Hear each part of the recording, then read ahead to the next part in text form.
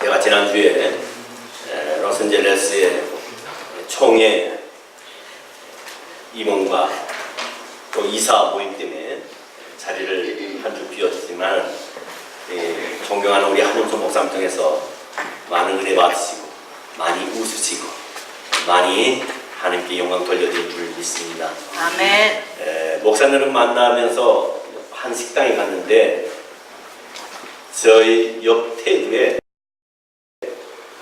어떤 부부들이 모여서 식사를 하는데 막 찌끌하면서 웃으면서 아주 재밌게 식사를 해요. 뭐 일부러 들으려고 그러는 거 들은 게 아니라 워낙 크게 얘기들 하니까 제 귀에 들려왔어요. 근데 거기 어떤 여자분이 아마 골프를 친지 한 연습하고 배운 지 얼마 안 됐고 이제 필드에 나간 지 한 5번인가 4번 만에 홀인원을 했다는 거예요. 평생 골프를 쳐도 홀인원 한 번 못하는 사람들이 있는데 그분은 골프 배운 지 한두 달 만에 홀인원 했으니 얼마나 좋았겠습니까? 근데 그 덕분에 많은 사람들에게 환호성을 듣기도 했지만은 호주머니가 좀 비워지는 무슨 얘기인지 알죠? 그래서 한턱을 냈다 하는 얘기를 들었습니다. 여러분 많은 사람들이 홀인원 하기 위해서 얼마나 골프장에다 갔다가 돈을 갖다 뿌립니까? 그래서 홀인원을 하지도 못하는 사람이 있는가 반면에 홀인원을 했을 때 뭐 세상을 얻은 것 같은 그런 기쁨의 환호를 외칩니다. 그러나 여러분, 저와 여러분은 홀인원이 문제가 아니라 예수 그리스도를 믿음으로 말미암아 홀인원 이상가는 영생을 하나님께서 우리에게 주셨으니 얼마나 감사하고 얼마나 영광스럽습니까? 아멘. 오늘 공동에 드린 말씀 고린도후서 5장 17절 말씀을 가지고 회개라는 제목으로 우리 함께 말씀을 나누겠습니다. 여러분 정갈을 아실 겁니다. 이 정갈이 한 마리가 연못에 뚝이 앉아 있습니다. 근데 건너편 뚝으로 건너가려고 하는데 우리가 알다시피 이 정갈은 수영을 하지 못합니다. 그래서 어떻게 갈까? 어떻게 저 건너편에 건너갈까 하는 고민 중에 있는데 갑자기 옆에 보니까 개구리 한 마리가 있는 거예요. 얼큰이 저 개구리는 수영을 할 줄 아니까 저 개구리한테 부탁을 해야겠다 싶어서 개구리에게 개구리야, 내가 이 연못 뚝 저 건너편에 뚝으로 건너가려고 그러는데 너도 알았을 때 내가 수영을 하지 못하지 않냐? 그러니까 너가 나를 저 건너편에 좀 데려다 줄래? 그랬습니다. 그래서 이 개구리 한 마리, 근데 하나 조건이 있어. 네 얘기 들어보니까 안타까운데 한 가지 조건이 있는데 내가 너를 갖다가 저 연못 건너편 뚝에다 데려다 주는데 너 혹시 건너다 줬는데 네 뒤에 꼴 있는 그 도구로 갖다가 나를 찌르지 않을 거지? 그것만 약속하면 내가 너를 데려다 주마. 그러니까 이 정갈이 그럼 그걸 말이라고 하니 날 저기 건너편에 건너다 주는데 내가 어떻게 그 은혜를 잃어버리고 너에게 독을 쏘겠느냐? 염려하지 말라. 걱정 말고 날 데려다 달라. 그래서 이 개구리가 그것을 100% 믿고 이 정갈을 등에 업고 그 연못을 건너서 건너편에 뚝에 있는 데다가 데려다 줬습니다.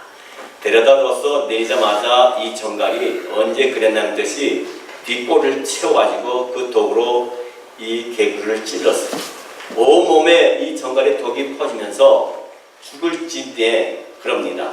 이 개구리가 정갈한테 너 좀 그럴 수 있느냐? 나하고 약속하지 않았느냐? 너를 건네주면 나를 찌르지 않는다는데 어떻게 이렇게 약속을 거역할 수 있느냐? 그랬더니 정갈왈 하는 말이 침을 쏘는 건 내 천상인데 어쩌겠느냐라는 말을 했다는 겁니다. 정갈을 침을 쏘는 본성 때문에 침을 쏩니다. 그 본성을 바꿀 수 있는 유일한 방법은 정갈을 근본적으로 바꾸는 것이에요. 그러나 그것은 불가능한 일입니다. 그와 마찬가지로 인간들은 죄를 짓는 본성 때문에 죄를 짓는 것이 바로 본성을 바꿀 수 있는 유일한 방법은 죄인의 본성을 본질적으로 바꿔야 된다.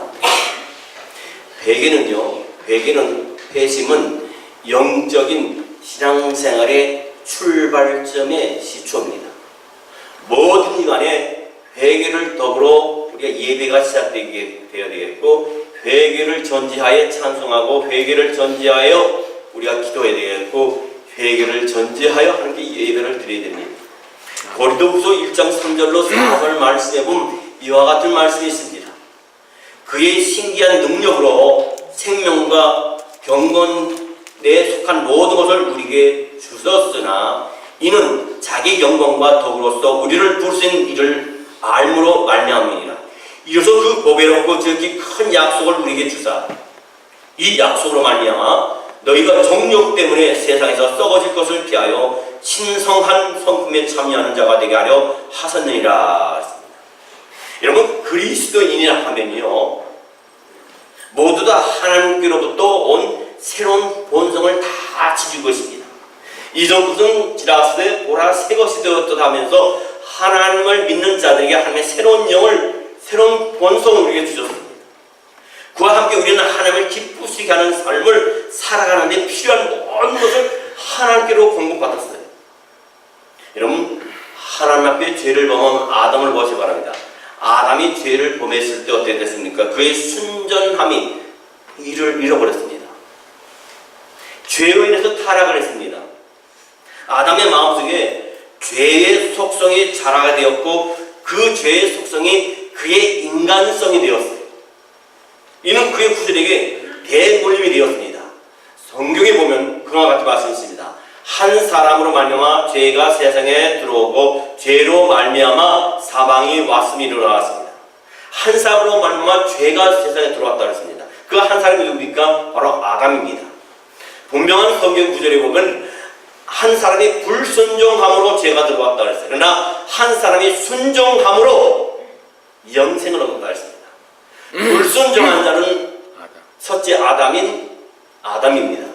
둘째 아담인 예수님께서 순종함으로 말미암아 하나님의 말씀에 순종하고 십자가의 인류의 구속의 죄값을 짊어지고 십자가에 돌아가심으로 말미암아 거기에 하나님께 영생을 주셨다는 겁니다. 인류의 첫 조상인 아담이 범죄함으로 인해서 우리 모두 하나님을 거역하는 죄의 속성을 갖고 있습니다. 우리가 지금 예수를 믿는 가운데서도 우리 안에 그 죄의 속성이 있어가지고 그 속성이 불뚝불뚝 튀어나와서 우리로 하여금 죄를 짓게 만들고 유혹에 넘어가게 만듭니다.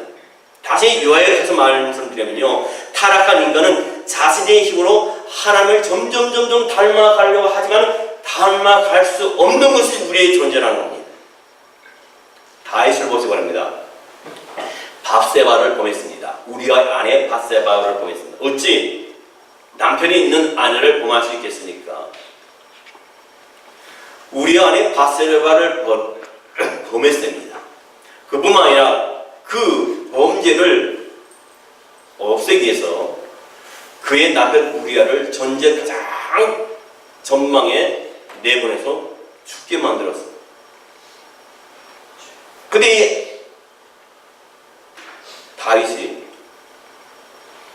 나단 선지자를 통해서 말씀드릴 때 자기 죄가 드러났을 때 어떻게 했습니까? 내가 죄악 중에 출생하였으며 못지니 죄 중에 나를 잉태하였나이다. 다윗 자식이 사상아로 태어난 것이 아니라 인간의 영혼 속에는 깊이 뿌리 박힌 죄성이 있기 때문에 내가 죄를 졌다는 겁니다. 이사야 64장 6절 말씀에 보면 이런 말씀이 있습니다. 무릇 우리는 다 부정한 자 같아서 우리의 의는 다 더러운 옷 같으며 우리는 다 잎사귀같이 시들므로 우리의 죄악이 바람같이 우리를 뭐락하나이다. 여기 다 잎사귀같이 시들므로 그랬는데 이게 무엇을 뜻합니까? 아담과 하와가 하나님께 범죄함으로 말미암아 자기의 벗은 모습이 드러난 것을 부끄러워하여서 나무 잎을 엮어서 옷을 입었을 때 거기는 물기가 마르고 생명이 없기 때문에 돌돌돌 햇빛에 말려서 올라가게 되니까 자기 수치스러운 모습이 드러난다는 겁니다. 마찬가지로 우리는 우리 안에 죄성을 갖고 있기 때문에 그 죄가 드러나게 돼 있다는 겁니다. 죄를 짓게 되면. 우리 의는 타락한 본성에 오염되어 가고 있다는 겁니다. 어떤 부모도요, 자식에게 거짓말하라고 권하지 않아요. 그렇죠? 거짓말하게 되면요, 야단치고, 그렇죠? 훈계합니다. 간혹 그런 부모가 있어요. 애가 말을 안 들을 때는 너 어째 그렇게 마귀같이 하냐? 꼭 너 한식 마귀 같다 그런 얘기예요. 무슨 말이죠? 근데 여러분, 그 아이가 마귀 같은 행동을 하는 것은 뭡니까? 부모로부터 물려받은 본성을 가지고 태어났기 때문에 그 아이가 마귀 같은 행동을 하는 거예요. 우리는 다 DNA가 있는 게 있습니다. 자식은 부모의 DNA를 받고 자라게 돼 있어요. 그러면 그것은 뭡니까? 부모의 성격과 부모의 식성과 부모의 모든 습관을 대대로 이어받을 수밖에 없어요. 그렇기 때문에 우리의 자녀들의 잘못된 모습을 보게 되면 우리를 봐야 되는 거예요. 우리 자신을 보게 됩니다. 죄는 우리가 하나님을 대적하게 만듭니다. 그리고 죄는 뭡니까? 하나님 심판 아래 서게 하는 것이 죄예요. 그래서 로마서 8장 8절 말씀에 뭐라고 말씀하냐면 육신에 있는 자들은 하나님을 기쁘시게 할 수 없느니라 했습니다. 고린도전서 2장 14절 말씀에도 육에 속한 사람은 하나님의 성령의 일들을 받지 아니하나니 이는 그것들이 그에게는 어렵게 보이며 또 그는 그것들을 알 수 없다니 그러한 일은 영적으로 분별되기 때문이라 했습니다. 우리는 매 주마다 교회를 나옵니다. 그래서 우리는 뭐라 합니까? 우리는 그리스도입니다. 크리스찬이라 하는 얘기를 합니다. 근데 왜 그 많은 사람들이 나는 교회에 나오기 때문에 나는 하나님을 믿기 때문에 그리스도인이다, 크리스찬이다, 나는 라운드락 교회, 장로교회 교인이다 그랬는데 불구하고 왜 성장하지 못하느냐 하면요, 진정한 회심과 회개가 이루어지지 않기 때문입니다. 회개는 뭡니까? 회개는 잘못된 길로 가고 하나님과 원수된 길로 가다가 돌이켜서 하나님 편으로 가는 겁니다. 천국을 향하는 겁니다. 그것이 회개라는 거예요. 진정한 회개는요, 통해서 하고 일어납니다. 예수 믿는 사람을 보고 제가 뒤에서 이렇게 그 사람의 변화받는 모습인가 중생한 모습을 보게 되면요, 오랫동안 변화되는 사람이 있는가 보더니 어느 날 집회에 참석하거나 어느 날 예배에 참석해서 말씀을 들으면서 거기서 꼬꼬라져 가지고 180도로 완전히 삶이 변화받는 사람이 종종 있어요. 자기 와이프를 때리고 술 먹고 들어오면 아이들을 폭행을 하고, 그렇죠? 술과 담배가 입에서 끊이질 않고 거기다가 여자 좋아하고 그럼 입에서 육두문자가 수시로 튀어나온 사람이 어느 날 성령이 역사하시고 나면 예배를 때 말씀을 듣고 꼬꾸라져서 180도로 변화받는 경우가 있다. 왜 그리스도인이라 하면서 남에게 비춰지는 것이라 자기 자신이나 가정에서 비춰지는 가장으로서의 엄마로서의, 그렇죠? 왜 우리가 변화된 삶을 살지 못하고 왜 성장하지 못하냐면 진정한 회개가 이루어지지 않았기 때문입니다. 예수님은 그 당시에 여러분 경건한 유대인 중에 한 명인 니고데모에게 뭐라고 말씀하셨냐면 내가 너에게 거듭나야 해야 되겠다는 말을 너는 기 이상히 여기지 말라 했어요. 니고데모는 그때 당시에 참 경건한 사람입니다. 참 하나님을 잘 믿는 사람이에요. 그런데도 불구하고 예수님이 니고데모를 만났을 때에는 내가 너에게 거듭나야 되겠다 하는 이 말에 대해서 너는 이상히 여기지 말고 기이 여기지 말라 하는 말씀이었습니다. 이 니고데모가 왜 예수님을 찾아갔는지 모르겠습니다. 예수님을 더 알고 싶어서 찾아갈 수도 있습니다. 어떤 동기로 가지고 갔건 간에 니고데모는 종교만으로 충분하지 않기 때문에 예수님한테 갔습니다. 그는 거듭나야 했습니다. 예수님 볼 때에도 그가 크리스찬이고 하나님을 믿지만은 거듭나야 되겠다는 겁니다. 여러분, 저와 여러분 거듭났다고 생각합니까? 우리의 타락한 본성을 가지고 태어났기 때문에 영적 결함이 있을 수밖에 없습니다. 그래서 우리는 거듭나야 한다는 겁니다. 무엇 안에서요? 성령 안에서 거듭난다는 것은 옛삶에서 그리스도의 삶으로 하나님의 삶으로 변화되어야 된다는 겁니다. 여러분 부도덕하고 또 불완전한 타락한 것이 우리의 문제라면 이걸 해결하기 위한 새로운 본성이 필요해요. 본성. 바로 베드로후서 1장 4절 말씀이죠. 아까 읽은 말씀이죠. 이로써 그 보배롭고 지극히 큰 약속을 우리에게 주사 이 약속으로 말미암아 너희가 정욕 때문에 세상에서 썩어질 것을 피하여 신성한 성품에 참여하는 자가 되게 하려 하셨느니라. 회개라는 것, 구원이라는 것, 거듭난다는 것은 하나님의 모든 성도에게 새로운 본성을 부여해 주시는 과정입니다. 그 새로운 본성은 하나님께로 오기 때문에 완전한 겁니다. 불완전하지 않습니다. 동시에 옛 자라고 불려지는 우리의 옛 본성이 있습니다. 그 옛 본성은 예수 그리스도를 믿음으로 말미암아 십자가에 장사 지냈다고 로마서 6장 6절로 7절에 말씀하세요. 로마서 6장 6절로 7절 말씀에 보면 우리가 알고냐 우리의 옛 사람이 예수와 함께 십자가에 못 박힌 것은 죄의 몸이 죽어 다시는 우리가 죄에서 종료를 하지 아니하려 함이니 이는 죽은 자가 죄에서 벗어나 의롭다 하심을 얻었음이니라. 하나님께서 우리를 의롭다 하심으로 칭해 주셨습니다. 근데 여기서 끝나느냐? 여기서 완전하냐? 그렇지 않다는 겁니다. 옛성은 비록 죽었지만요 그것이 죄를 우리 육신에 남겨두었기 때문에 죄는 여전히 우리 속에 남아있어요. 다만 죄가 더 이상 우리의 본성으로 작용하지 못하도록 억제만 할 뿐입니다. 우리는 이 다시 비유로 쉽게 얘기하면 우리가 말씀을 많이 보고 기도를 많이 하고 찬송을 많이 하고 기도생활 말씀 읽는 생활을 잘하면요 그 마음이 누가 지배를 해요? 성령 하나님께서 지배하기 때문에 옛성이 불뚝불뚝 올라오더라도 그 말씀이 그 기도가 그 찬양이 그를 억누르고 있어요. 그러나 기도생활 게을리하고 말씀 읽는 생활 게을리하고 예배드리는 것을 게을리하게 되면 어떻게 합니까? 그 마음속에 성령의 영은 계시지만은 내 안에 사도바울이 말했잖아요. 내 안에 다른 두 영이 있어서 서로 싸운다 그랬습니다.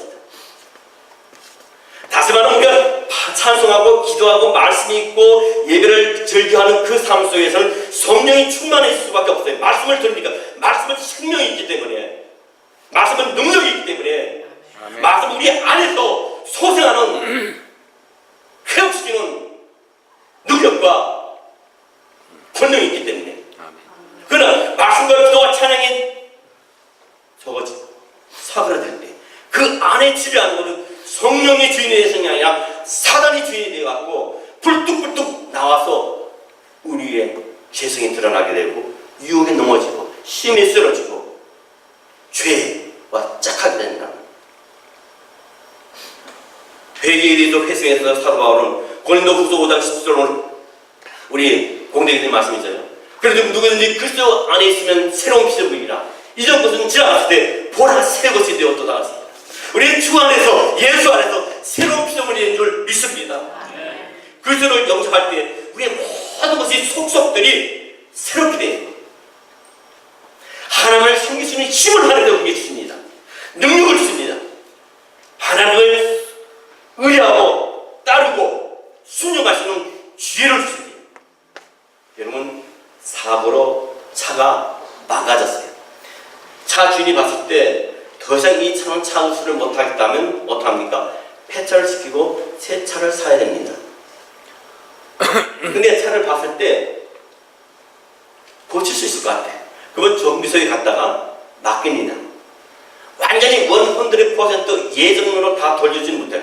그만큼 달렸기 때문에 엔진이고 뭐고 다 타이어 다 닳고 소비가 됐잖아요. 그러나 어느 정도는 정비소에서 잘 정비해 줍니다. 하나님은 우리가 죄 중에 태어났기 때문에 우리를 망하도록 하겠습니다.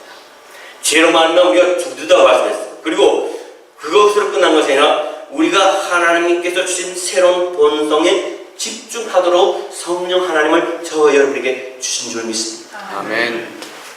애벌레가 있어요. 애벌레. 여기 애벌레가 있어.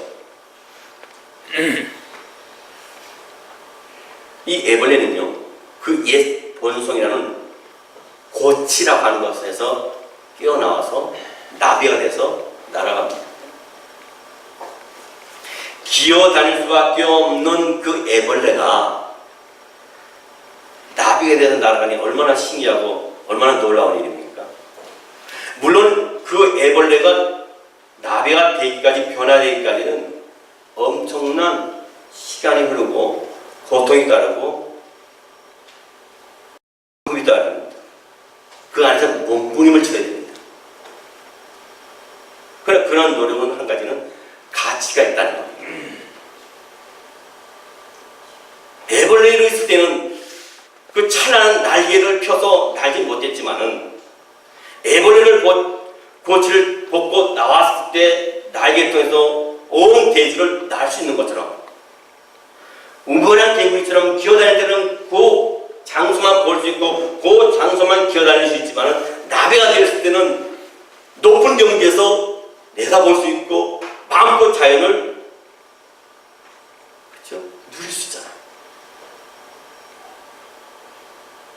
여기서 주목해 볼 것은요, 나비는 수리된 애벌레가 아니라는 겁니다. 새로운 삶의 능력을 가진 새로운 생명체라는 겁니다.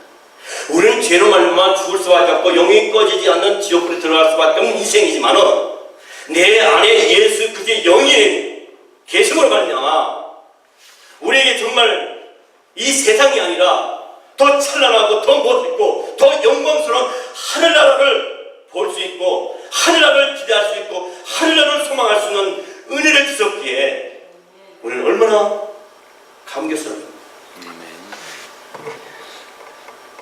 우리는 모든 일에 죄가 먼저 회개되어야 됩니다.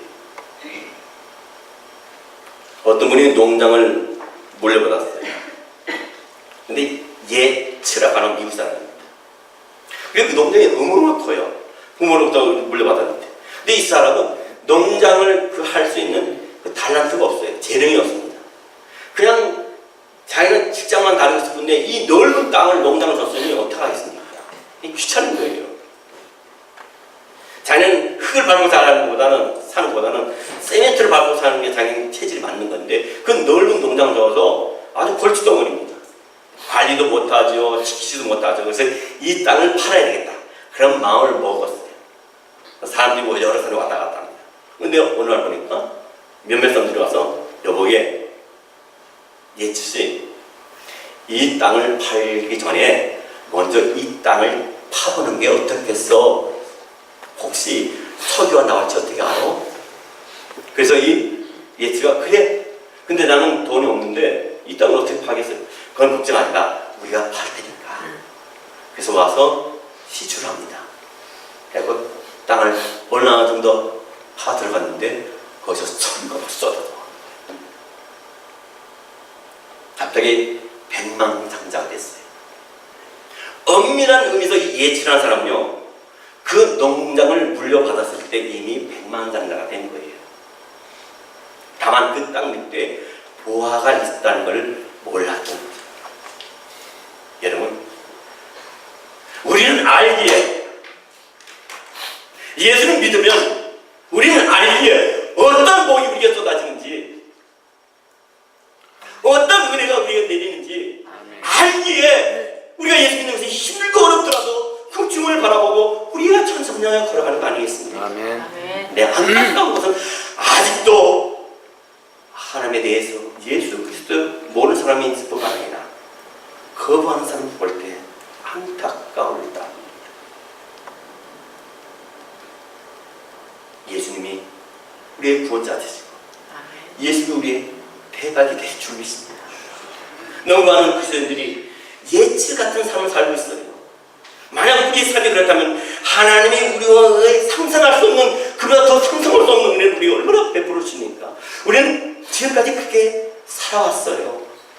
때로는 직장을 잃을 때가 있고 건강을 잃을 때 있고 사업의 문을 닫을 때가 있어요. 그러나 돌이켜보면 다 하나님의 은혜였다는 거예요. 다 하나님의 은혜였다는 거예요.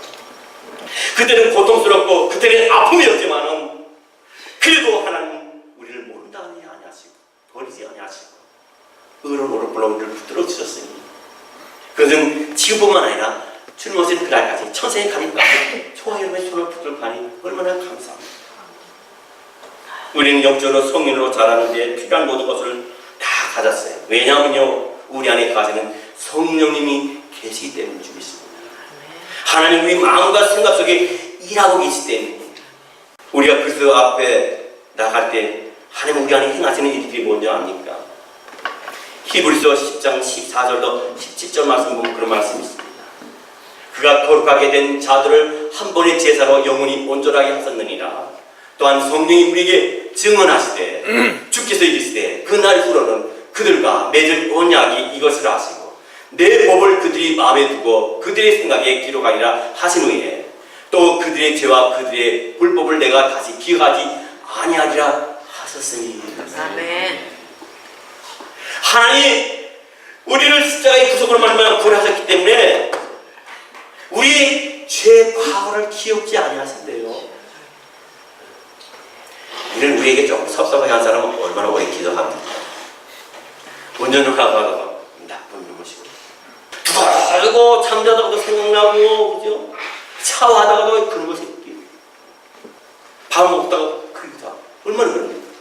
그럴 수가 있어. 근데 우리 주님은 정말 용서받지 못할 죄를 전치점에도 불구하고 기억지도 않으세요. 근데 여기 있는 신약에 있는 말씀만이 아니라 예레미야 31장 34절 말씀에도 여기는 안 비춰도 없어요. 예레미야 31장 34절 말씀에도 내가 너희들의 죄를 기억지 않아. 기억지 않아.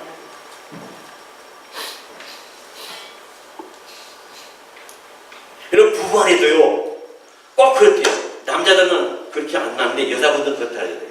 여자분들은 부부싸움 하면 과거 10년 전까지 다 끄집어놓고 당연히 그때 그랬지.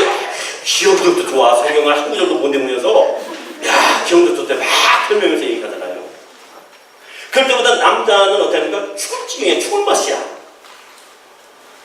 여자는 기억력이 참 좋아요. 그럴 거예요. 사람들은 기억력이 좋아요.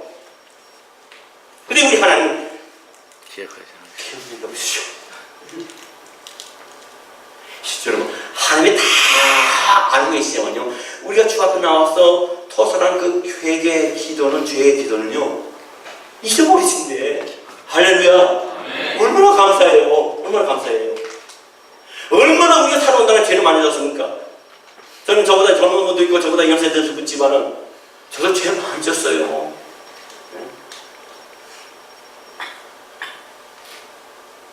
이게 하나님의 은혜인 줄 믿습니다. 하나님 우리 안에 새롭게 하시는 작업은 최신 어떤 프로그램으로 우리를 새롭게 하지 못해요. 우리 안에 있는 새 생명의 활기를 불러넣고 풍성하게 해주는 그 능력만이 우리가 풍성해지고 우리의 삶이 달라진다는 겁니다. 하나님 우리에게 성령으로 새롭게 된 마음과 생각을 주실 때만이 비로소 우리가 성장할 수 있고 변화받을 수 있고 달라질 수 있다는 겁니다. 우리가 새로운 마음을 새로운 생각을 갖게 된다는 것은 하나님을 향한 새로운 열망, 새로운 열정, 새로운 자세, 새로운 기호가 되는 거예요. 이 새로운 것들을 우리의 타락한 육신과 만날 때 충돌해요. 충돌. 로마서 7장 15절로 17절 말씀에 내가 행하는 것을 내가 알지 못하나니 그건 내가 원하는 것은 행하지 아니하고 도리어 미워하는 것을 행함이라. 내가 만일 원하지 아니하는 것을 행하면 내가 이로써 율법이 선한 것을 시인하노니 이제는 그것을 행하는 자가 내가 아니요 내 속에 거하는 죄니라. 우리는 예수 그리스도로 말미암아 구원을 받았습니다. 그러나 아직까지 내 안에 죄성이 있기 때문에 그 죄성이 자꾸 싹둑 밖에서 표출되고 외형적으로 나타날 때는 그 죄가 나를 지배하기 때문에 그게 되살아난다는 겁니다. 그럼 어떻게 됩니까? 말씀을 듣고 말씀을 읽고 말씀을 공부하고 기도하고 끊임없이 기도할 때 그 싹을 우리가 잘라낼 수 있는 거예요. 여러분 콩나물 자라는 거 보세요. 아무 영향을 안 줘요. 저희 집에서 얼마 전에 콩을 사다가 콩을 갖다가 항상 갖고 와서 그 위에 보지만 요만한 아주 조그만 단지에다가 콩을 넣고 그 위에다가 뭐 이렇게 넣고 물을 부었어요. 한 며칠 되니까 콩나물에서 거기 싹이 나와요. 아, 저기 한 일주일 뒤가 쭉쭉 나와요. 일주일 해서 한 열흘 되니까 아주 그걸 뽑아서 콩나물 푹 해 먹었어요.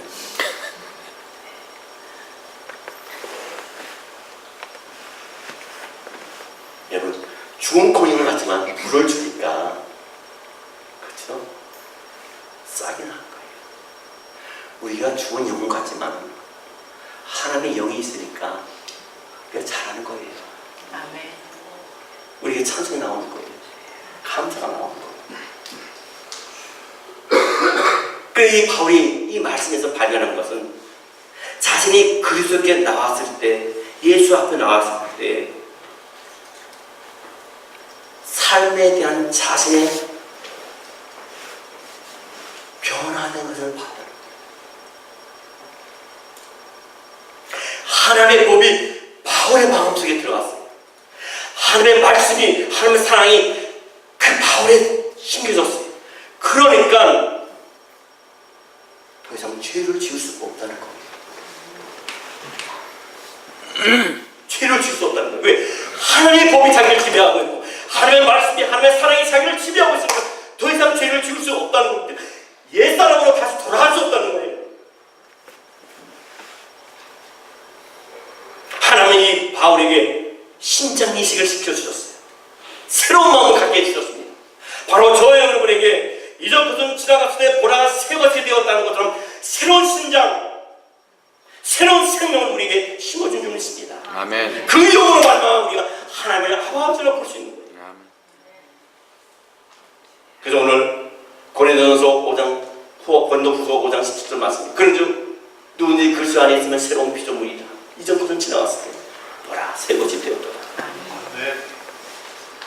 임신을 하게 된 사람들을 보게 되면요, 눈에 띄게 나타나는 큰 변화가 있습니다. 물론 배가 저리면 불러오지요. 근데 불러오는가 동시에 달라지는 게 있어요. 뭡니까? 식욕이 왕성해집니다. 임신하기 전에는 몸에 관리한다고 잘 안 먹습니다. 임신하게 되면 막 식욕이 막 상해요. 그럼 옆에 있는 남편이 그만 좀 먹어. 뭐 그렇게 많이 먹고? 여보, 내가 먹는 게 아니야. 뱃속에 애가 먹는 거야. 그런 얘기합니다.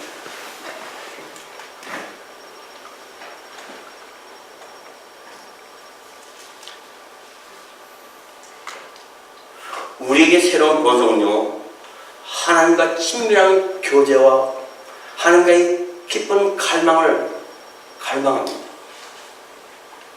그리고 그 어떤 것보다도 하나님을 기쁘시게 하자는 마음이 생겨요.